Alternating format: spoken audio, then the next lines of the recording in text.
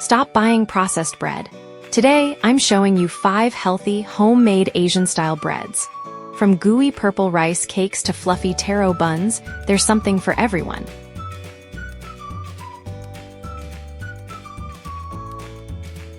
Nut roasted bread, with a golden baked crust and a light, soft interior. Filled with crunchy nuts, it offers a rich and layered texture. I've put the recipe at the end. Feel free to take a screenshot to save it. Put bread flour, sugar, and yeast into a bowl, crack in an egg, pour in milk, and mix well. Stir with chopsticks until it forms a shaggy dough, then knead by hand into a ball. If you're worried about sticking, apply a thin layer of corn oil to your hands. Don't use too much, or it will affect the taste. Knead until slightly smooth, then spread it out, add salt and softened butter, and continue kneading the butter thoroughly into the dough. Rub and knead like you're washing clothes for 5 minutes. Slap it repeatedly to develop gluten, or you can use a rolling pin to beat it. After these steps, cover it with a bowl and let it proof at room temperature until doubled in size.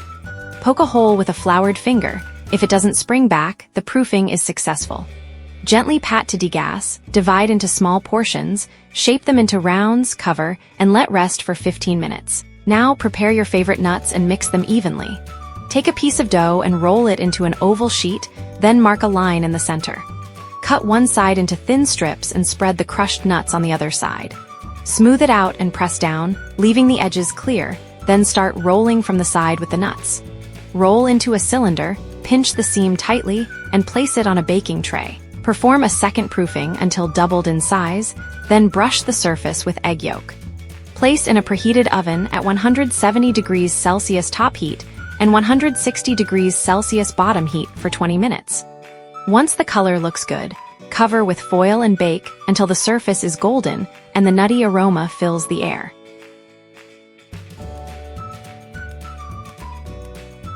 This taro roasted bread is amazing, golden and crispy on the outside, soft and sweet on the inside. The creamy taro filling combined with the aroma of fresh bread makes every bite incredibly satisfying. First, let's prepare the poolish starter. Add the following ingredients into a bowl and mix them into a batter. Cover with plastic wrap and refrigerate until it doubles in size. Place the taro and purple sweet potato in a steamer and cook for about 20 minutes until soft. Transfer them to a bowl, add sugar and condensed milk to taste, mash into a smooth taro paste, and let it cool. Once the starter is ready, you'll notice lots of bubbles inside. Add sugar, bread flour, and some ice water, then stir until a shaggy dough forms. Knead it into a dough. Once the surface becomes slightly smooth, add butter and salt and knead them fully into the dough.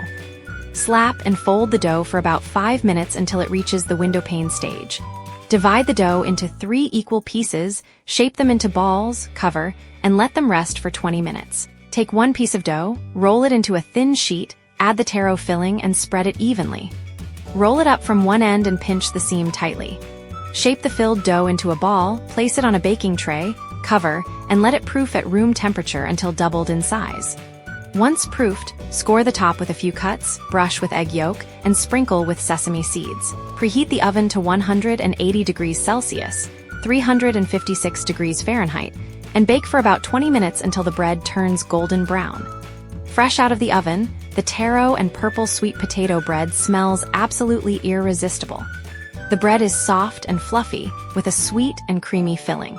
Give it a try and enjoy this delicious homemade bread. These purple rice cakes bake into a golden caramelized crust, thin on the outside, and filled with a cheesy, stretchy center. You can even make them in an air fryer, one cheesy pull, and it's pure happiness. Soak the purple rice and broomcorn millet for 2 hours in advance.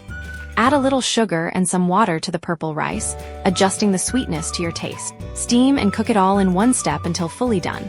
Place the cooked purple rice into a dish, spreading half of it and pressing it down firmly. Add a layer of shredded cheese. Add a layer of millet and smooth it out. Sprinkle a little more cheese. Top with the remaining purple rice and press it flat. Cover with plastic wrap and place it in the freezer to set. Now let's prepare the dough. Add the ingredients into a bowl, including high sugar tolerant yeast. Stir with chopsticks until shaggy, then knead into a smooth dough. Cover with plastic wrap and let it proof at room temperature until doubled in size. Dust the board with flour and gently press the dough to release the air. Divide the dough into 3 equal portions. Roll each piece into a thin sheet. Cut the chilled purple rice filling into 3 pieces and place them on the dough. Fold the dough over the filling and seal the edges tightly. Trim off the excess dough. Place them on a baking tray and poke a few holes with a skewer. This prevents them from puffing up during baking. Brush with egg yolk and sprinkle with sesame seeds. Bake in a preheated oven at 170 degrees Celsius, top and bottom heat, for about 20 minutes. Bake until the surface turns golden brown. Fresh out of the oven time to enjoy. If you like it, save this recipe and give it a try. Coconut milk bread that smells absolutely amazing. With coconut milk added, the bread becomes richer and full of coconut aroma. This recipe is very beginner-friendly. Crack 1 egg into a bowl. Add 120 grams of coconut milk. Add 3 grams of dry yeast and some sugar. Mix everything well. Add 300 grams of bread flour. Stir with chopsticks until it forms a shaggy dough. Then knead it into a dough. Knead until the surface becomes slightly smooth. Add 2 grams of salt and 25 grams of butter. Knead until the butter is fully incorporated. Cover with plastic wrap. Let it proof at room temperature until doubled in size. Poke the dough with a floured finger. If the hole doesn't spring back, the proofing is perfect. Dust the work surface with flour. Take out the dough and gently press out the air. Divide it into small portions. Shape them into balls and place them on a baking tray. Leave some space between each one. Let them proof again. Once the dough rises again, score the top with a few cuts. Brush with egg yolk. Sprinkle shredded coconut on top. Preheat the oven to 150 degrees Celsius. Bake in the middle rack for about 20 minutes. Fresh out of the oven, the coconut aroma is irresistible. The crust is golden and soft. Follow this ratio, and you can make it perfectly on your first try. Freshly baked pork floss bread smells absolutely amazing.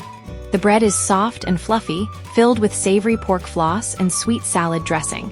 1 bite and it's pure satisfaction. First, add the following ingredients into a bowl. Mix them into a smooth batter. Cover with plastic wrap. Place it in the refrigerator and let it ferment until doubled in size. Once the batter has fermented, add sugar, bread flour, and some ice water. Stir until it forms a shaggy dough, then knead it into a dough. It's normal for the dough to feel slightly sticky while kneading. Flatten the dough. Add salt and butter. Continue kneading. Knead back and forth for about 5 minutes.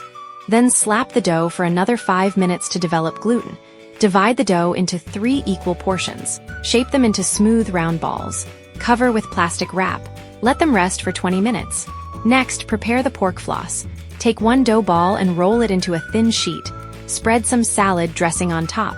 Smooth it out evenly. Add a generous layer of pork floss. Roll it up from one side. Make sure to pinch the seam tightly. Gently smooth the surface. Place the rolled dough onto a baking tray. Cover with plastic wrap. Let it proof again until doubled in size. Once proofed, score a few shallow cuts on top. Be careful not to cut all the way through. Brush the top with egg yolk, then sprinkle some sesame seeds. Preheat the oven to 180 degrees Celsius. Bake with top and bottom heat for about 20 minutes. Keep an eye on the color while baking. Once the top turns golden, cover it with foil. Then finish baking for the remaining time.